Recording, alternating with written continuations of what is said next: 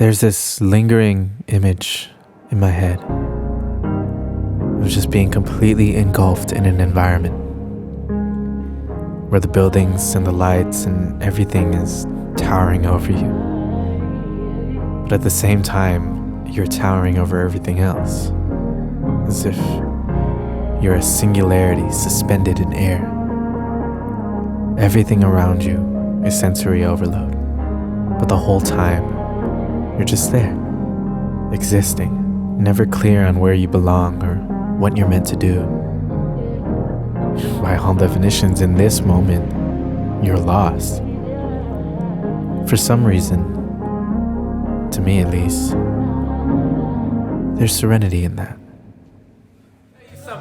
2020, my brother's right here. We just spent this shit alone. I am sick and tired of this shit. Okay? I swear to God, in this new year, in this new decade, we are getting what we motherfucking deserve from this world. Hey, let's go. This all began from an Instagram comment that Kodak made on one of my pictures. Back then, he was only managing D. Jones, who I grew up with. I always knew him as just Big Bro, you know, D. manager. And every time I'd see him in public, he'd always lecture me. In a supportive way, of course, but he'd always, you know, just be like, what are you doing here? Why are you still here? Why aren't you elsewhere? You could be rich if you just got out, you know? You could be rich if you just left and went to a place that needs the talent. It needs the sound that you have. Right before New Year's Eve 2020, he came to my house and just had me play him everything that I did musically, that I had recorded, just sitting on, whether they were complete or not. And then he asked me the words that I feel like everybody wants to hear. You know, everybody in this position wants to hear. He asked me, how can I help you get there? What do I have to do to help you get to that position? And you know, that's an overwhelming question for an artist, but my answer was, I have to get to LA. No, I don't have to, you know, be there permanently. I don't have to move to LA. I don't have to relocate. I just need a reason to be in there. And he's like, okay, say no more. About 30 minutes passes. He sends me a text message telling me to book a flight for 4 weeks out because I was going to LA to work with Illa.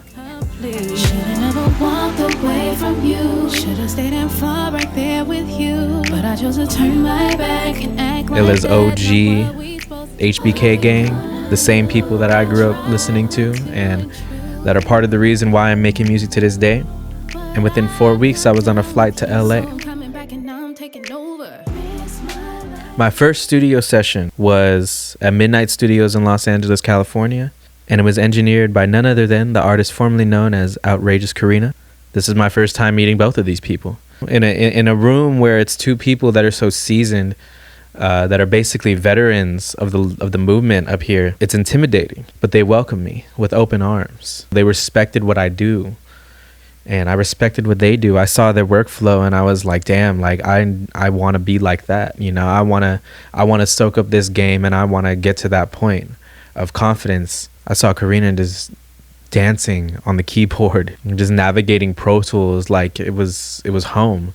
Illa is such a raw singer, or such a raw vocal talent. To be able to exist in that moment, being the rookie that I was, and really just match myself to a level that I didn't think that I was at the time, that was empowering. The chemistry was there, and I'm so grateful that the friends that we've grown into now, how close we've grown into now, I'll always look back at that and just be like, damn. As soon as I got back, I just went smash mode. At this time, I was working a 9-to-5 job. I was a manager at Guitar Center in the city. So I would go to work 5 days a week. And then on my 2 days off, I'd hit the airport, go on a flight to LA, do as much work as I could in one weekend, and fly right back and rinse and repeat. And that was basically the entire month of February, all the way up till like half of March. That's when I connected with 92. That's when I visited Tune Studios for the first time, thanks to Karina. There are just so many things that happened in such a short period of time that really got me into the groove and let me know that I could just turn on my switch and make something happen. The pandemic was something that I don't think any of us could have prepared for enough. For a long period of time, I didn't work on any music. I was on furlough at Guitar Center. Couldn't leave the house. Couldn't go to LA, obviously. I had a hard time working on it, my own stuff. I got a lot of production work in. I did a lot of records with 92. I did a lot of records for Lo Salva, Jordan Kyle, Hoodie Howie. It's hard sucking inspiration out of thin air. I applaud them for being able to do that at a time like that. I think the hardest thing when you're stuck in the house and you can't do anything and the entire world is on pause, I think the hardest thing is to be able to make music and have it be genuine. It wasn't until about July that I started really working on my own music again. And I really attribute that to D. Jones and Royalty Grown Studios in Oakland, California. At this point, it was make or break. You know, I had to either commit to the idea of becoming a full-time musician and making money off of that, or finding an alternate option that would effectively either return me to my previous job or replace it. We did a whole bunch of work, was pretty much there every night till like 4 a.m. in this cold warehouse type studio setting. And we turned over some good records there too.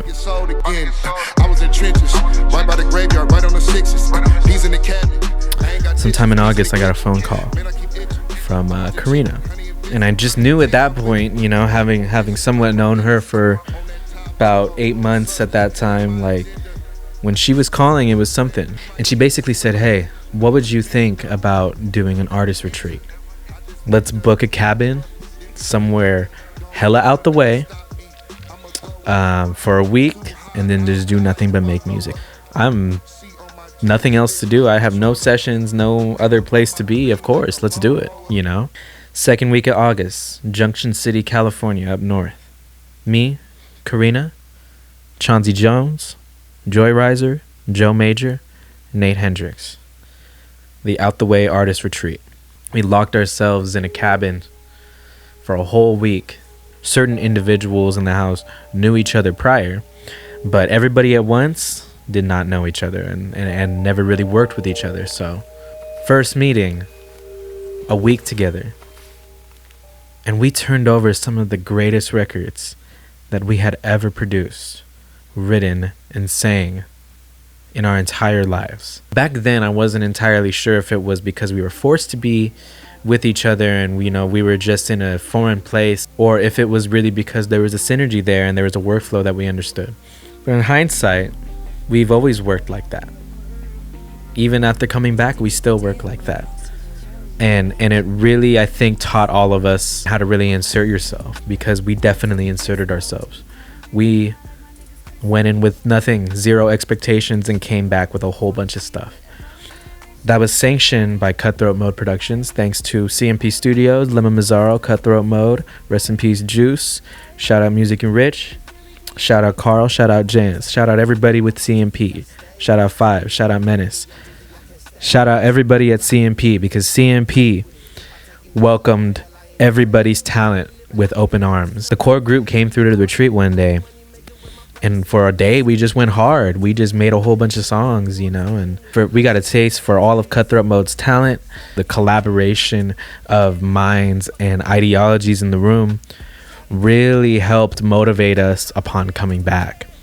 Coming back, I don't think we went more than 3-4 days without hitting each other up and just being like, all right, what's next? What's the next move? Starting August, it was just like this network, this trifecta of studios in the East Bay that were just constantly exchanging records, exchanging talents, exchanging artists. You know, we got Joyriser Studio in Castro Valley, 25th Street Studios in Oakland, and CMP in Hayward.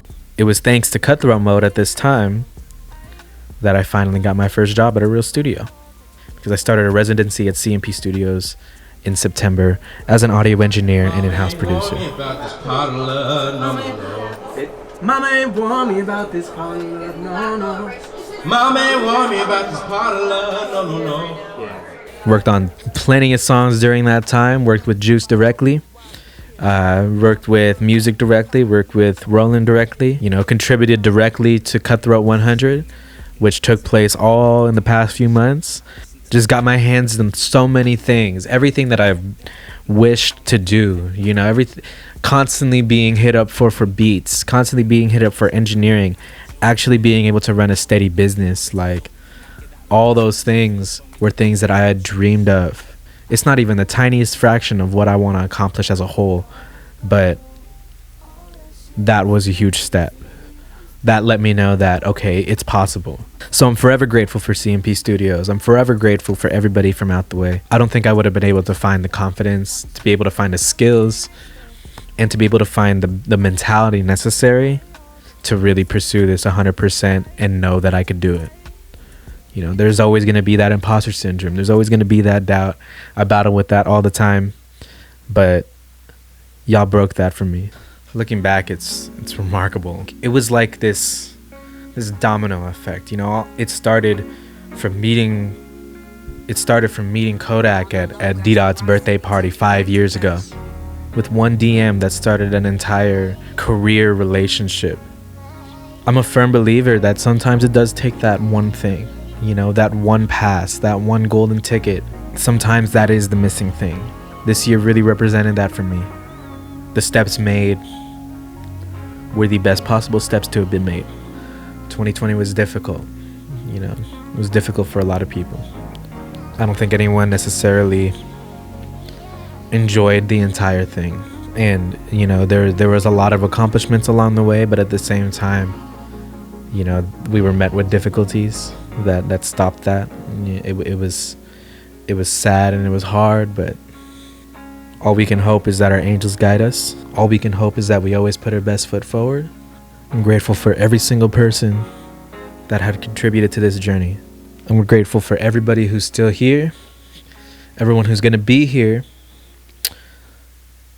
everyone who's not here yet. This is our thing.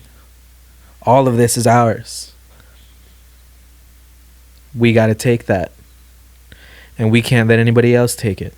Whoever you are, we got to make this shit happen.